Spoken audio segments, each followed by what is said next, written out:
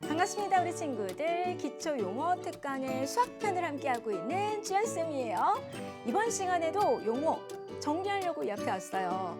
여러분들, 오늘 만나는 용어 여러분들 많이 들어보긴 했는데 약간 이걸 정확하게 수학으로는 어떻게 이야기를 할 수 있지라고 궁금해하는 그런 용어를 가지고 왔습니다. 바로 오늘은요, 2차 방정식에서의 중근이라고 하는 그 용어를 정리해 볼까 합니다. 자, 여러분, 여기에 자물쇠가 하나 있습니다. 자, 어떠한 자물쇠가 잠겨져 있어요. 자물쇠가 잠겨져 있으면 어떠한 물건이나 어떤 문을 열 수가 없습니다. 아, 나는 저걸 꼭 열고 싶은데 어떡하지? 이런 생각을 하고 있을 때 구세주처럼 등장하는 것이 열쇠입니다. 그래서 그 열쇠를 하나하나 껴보게 되는 거죠. 그런데 열쇠가 맞기도 하고 맞지 않는 경우도 있고 그럴 거잖아요. 그죠? 그런데 여러분들은 꼭 맞는 열쇠가 필요하다라는 거죠. 왜? 문을 열거나 물건의 그 상자를 열기 위해서는 꼭 맞는 열쇠가 필요합니다. 자, 이렇게 2차 방정식에서요, 꼭 맞는 열쇠가 바로 2차 방정식이 자물쇠라면 바로 꼭 맞게 하는 그 열쇠가 근이다라는 거죠. 자, 그래서 이제 우리가 2차 방정식을 열심히 풀어서 참여되게 하는 엑셀 값을 찾아내는데 2차 방정식은 근이라고 하는 게 많이 나와봤자 두 개입니다. 2차 방정식이니까. 그런데 그 두 개의 근 중에서 똑같이 생긴 아이들이 존재할 때가 있어요. 그래서 그 친구들의 이름을 오늘 정리해보고자 합니다. 자, 지금 보세요, 여러분. 이 열쇠가요, 사실 꼭 맞아요. 이 자물쇠에. 그런데 똑같이 생기지 않았나요? 똑같은 열쇠 두 개입니다. 그래서 선생님이 이 열쇠를 하나를 끼워봤더니 이 자물쇠 열려요. 그런 다음에 그 옆에 있었던 그 열쇠를 가지고 또 딱 넣었더니 열려요. 그렇다면 이 두 개의 열쇠가 모두 이 자물쇠에 뭐가 됩니까, 여러분? 꼭 맞는 열쇠니까 이 자물쇠를 2차 방정식이다라고 생각을 한다면 근인데 똑같은 근이다 라고 연결을 지어서 생각할 수 있다는 뜻입니다. 이해되죠?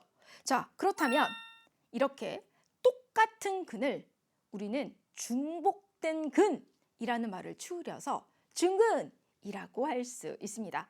그렇다면 조금 더 엣지 있게 한번 정리를 해볼까요? 자, 한자로 쓴다라고 했을 때는 거듭될 중 뿌리 근자를 써서 이렇게 한자로 나타내고, 자, 중근을 영어로 읽으면 multiflute 이렇게 읽는데요. 물론 선생님은 발음이 별로지만 우리 친구들 훨씬 잘 읽을 수 있을 겁니다. 한번 멋들어지게 한번 읽어보세요.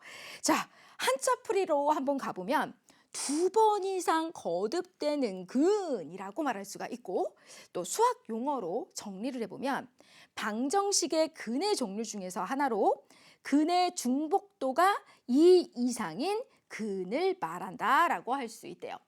이거 자체를 지금 2차 방정식의 중근이다라고 딱 어떤 영역을 정해서 생각하는 것이 아니라 그냥 중근이라고 하는 영역 자체에 대해서 수학 용어를 정리를 했을 때 우리가 나중에 3차 방정식, 4차 방정식, 5차 방정식, 여러 고차 방정식들을 또 배우게 되거든요. 그러면 근의 개수가 늘어나요. 이 상태에서도 중복이 되는 근들은 존재를 할 것이고, 이때 그래서 바로 근의 중복도가 2 이상인 근을 말한다라고 말할 수 있습니다. 그런데 선생님이 아까 얘기했잖아요. 2차 방정식은 많이 나와봤자 근이 두 개다라고 할 수 있기 때문에 우리가 2차 방정식 파트에서 만약에 중근이라고 하는 말을 쓴다면 그 근이 이렇게 똑같이 두 개야 라고 말하는 거와 같다 라는 것을 기억해 두세요. 자, 그래서 x는 1이라고 했을 때 중근, x는 -2 하고 중근이라는 건 얘네가 두 번 거듭됐어 라고 하는 것을 2차 방정식의 중근 파트에서 알 수 있다라는 뜻입니다. 자, 이제 그러면 2차 방정식의 중근은 어떠한 뜻을 갖는지 그 용어를 정리해 볼게요. 자, 2차 방정식의 중근은 2차 방정식의 두 근이 중복이 되어 서로 같은 두 근이다 라고. 그러니까 두 근이 중복이 되어 서로 같은 두 근을 우리는 2차 방정식의 중근이라고 할 수 있는 거죠. 자, x제곱 마이너스 2x 플러스 1은 0이다 라고 하는 2차 방정식이 있습니다. 그런데 좌변을 정리해 보았더니 이렇게 정리가 되네요. 완전 제곱식으로 나타내어졌어요. 그랬을 때 아하, 이것은 x-1 곱하기 x-1은 0이 되니까 여기서도 x는 1이 나오고 여기서도 x는 1이 나오니까 x는 1, 즉 중근이다라고 나타낼 수 있다라는 것이죠. 자, 그러면 선생님이 방금 전에 좌변이 완전 제곱식이 되었어요 라고 이야기했죠. 완전 제곱식도 한번 정리를 해볼까요? 완전 제곱식이란 다항식의 제곱으로 된 식 또는 이 식의 상수를 곱한 식으로 정리할 수 있습니다. 즉 이렇게 3x 플러스 1 전체 제곱, x-1 전체 제곱과 같이 다항식의 제곱으로 된 식이거나 또는 방금처럼 다항식의 제곱으로 된 식 앞에 상수 5를 곱하거나 마이너스 1을 곱하여서 나타내어진 이러한 꼴의 식, 즉 다항식의 제곱에 상수를 곱한 식도 우리는 완전 제곱식이다라고도 말할 수 있다라는 뜻입니다. 자, 이렇게 해서 완전 제곱식이 무엇인지도 알았으니 2차 방정식이 중근을 갖는다라고 하는 그 의미를 한번 정리해 볼게요. 즉, 좌변이 이렇게 완전 제곱식의 꼴이면, 그러니까 1차식의 제곱꼴 앞에 a가 곱해져 있는 꼴. 그런데 이 a는 1이어도 상관이 없고 0이 아닌 모든 수가 가능하다라는 뜻이겠죠. 그래서 이렇게 나타내어지는 꼴 또는 한 개의 근을 갖는다라는 것이 바로 이 2차 방정식이 중근을 갖는다라는 것을 말해준다라는 것을 알 수 있습니다. 자, 이제 그러면 용어 확인 문제를 풀어볼까요? 다음 2차 방정식 중에서 중근을 갖는 것은 동그라미, 그렇지 않은 것은 x를 괄호 안에 써 넣으시오라고 했습니다.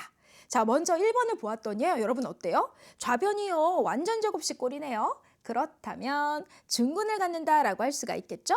자, 이제 2번을 보았더니요. 좌변이 어때요? 완전 제곱식 꼴이 아닙니다. 그렇다면 이것은 중근을 갖지 않는다. 자, 3번. 선생님, 이것도 완전 제곱식 꼴로 주어지지 않았는데요? 근데 여러분, 우리가 이것을 만들 수 있지 않을까요? 자, 그러면 요 식을요. x 플러스 2 전체 제곱은 0으로 이렇게 나타낼 수 있어요. 우리 아까 2번에서 만났던 이 값은요. 완전 제곱식 꼴로 만들 수가 없어요. 그쵸? 그런데 얘는 만들 수 있잖아요. 그러니까 오키도키 중근을 갖는구나 라는 것을 알 수 있고요. 자, 이제 4번도 볼게요. 딱 봤더니 이것 또한 좌변이 완전 제곱식입니다. 그쵸? 그렇다면 중근을 갖습니다 라고 이렇게 동그라미를 해줄 수 있다라는 뜻이에요. 이렇게 해서 중근을 갖는 것 동그라미, 갖지 않는 것은 x를 써서 문제를 풀어보았습니다. 자, 이제 그러면 오늘 배운 용어 한 번 더 정리해 볼까요? 2차 방정식의 두 근이 중복이 되어 서로 같은 두 근을 우리는 중근이라고 말할 수 있다라는 것을 기억해 두세요. 자, 오늘 여러분들은 중근이라고 하는 용어를 배웠습니다. 그렇다면 오늘 강의 주연쌤은 마무리 짓고요. 다음 시간에 새로운 용어를 가지고 올게요. 수고했어요. 안녕.